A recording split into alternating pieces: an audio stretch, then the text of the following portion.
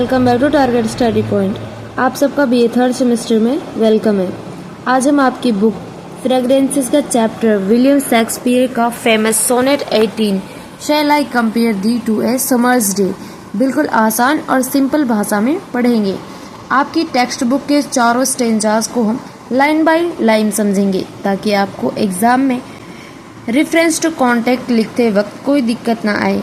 Headphone लगा लीजिए और ध्यान से सुनिए। Stanza 1 Shall I compare thee to a summer's day?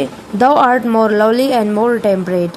Rough winds to shake the darling buds of May, and summer's lease health all to short a dead. अब इसकी explanation देखते हैं कि इसकी एक्सप्लेन कैसे करना है। पहले स्टेंजा में शेक्सपियर अपने यंग दोस्त की तारीफ करते हुए कहते हैं, लाइन फर्स्ट में Shall I compare thee to a summer's day? इसमें कहते हैं, क्या मैं तुम्हारी तुलना गर्मी के एक हसीन दिन से करूं? इंग्लैंड में गर्मी का मौसम बहुत प्यारा माना जाता है क्योंकि वहाँ पर सर्दियाँ बहुत ज़्यादा होती हैं, वहाँ पर बर्फ़ पड़ती है। तो गर्मियाँ कभी के थोड़े वक्त के लिए आती है, शॉर्ट टाइम के लिए, तो इसलिए वो अपने दोस्त की तुलना उस गर्मी के प्यारे दिन से करता है। ठीक है। दूसरी लाइन में क्या कहता है, दो art more lovely and more temperate. फिर वो कहता है, नहीं, तुम तो गर्मी के दिन से भी ज़्यादा प्यारे, लवली एंड टेम्परेट हो, शांत हो।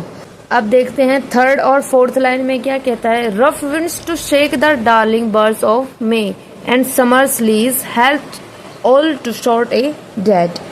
पोइट बोलते हैं कि गर्मी के मौसम में तेज और कठोर हवाएं यानी रफ विंड्स चलती हैं जो मई के महीने के सुंदर फूलों, कलियों, बर्ड्स को गिरा देती हैं। और गर्मी का मौसम तो बहुत कम टाइम, शॉर्ट टाइम के लिए आता है, पर तुम्हारी खूबसूरती ऐसी टेम्परेरी नहीं है।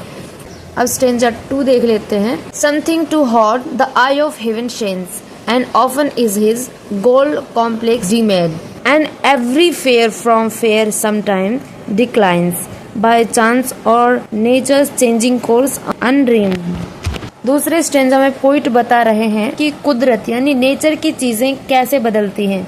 लाइन फर्स्ट और सेकंड में कहते हैं, यहाँ आई ऑफ हेवन का मतलब है सूरज यानी सन। पोइट कहते हैं कि कभी सूरज बहुत ज्यादा गर्मी देता है और कभी बादलों के आने से उसकी चमक गोल्ड कॉम्प्लेक्शन धुंधली यानी कि डीम्ड हो जाती है। लाइन थर्ड और फोर्थ में क्या कहता है वो पोइट कि दुनिया की हर खूबसूरत चीज एवरी फेयर एक न एक दिन अपनी खूबसूरती खो देती है, डिक्लाइन कर देती है, चाहे वो किसी हादसे बाई चांस से हो या नेचर के नियमों के हिसाब से हो। अब स्टेंजा थर्ड देख लेते हैं। But thy eternal summer shall not fade nor lose possession of that fair thou ow'st nor shall that brag thou wander'st in his shade when in eternal lines to time thou grow'st. अब इसकी explanation देख लेते हैं। तीसरे stanza में आता है poem का सबसे बड़ा ट्विस्ट।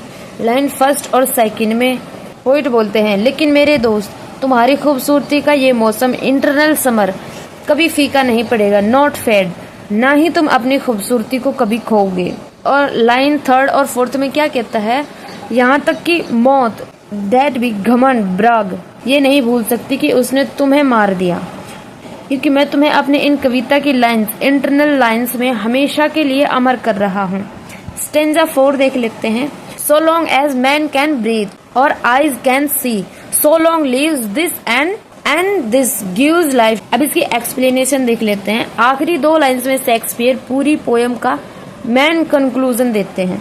लाइन फर्स्ट और सेकंड पोइट कहते हैं, जब तक इस दुनिया में लोग सांस लेंगे और उनकी आंखें पढ़ सकेंगी तब तक मेरी ये पोएम जिंदा रहेगी, और जब तक ये पोएम जिंदा रहेगी तब तक तुम दुनिया के दिल में जिंदा रहोगे।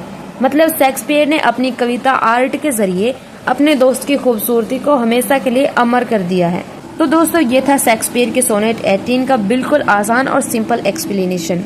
अगर आपको एक एक स्टेंजा अच्छे से समझ आ गया हो तो वीडियो को लाइक कर देना और अपने दोस्तों के साथ शेयर जरूर करना।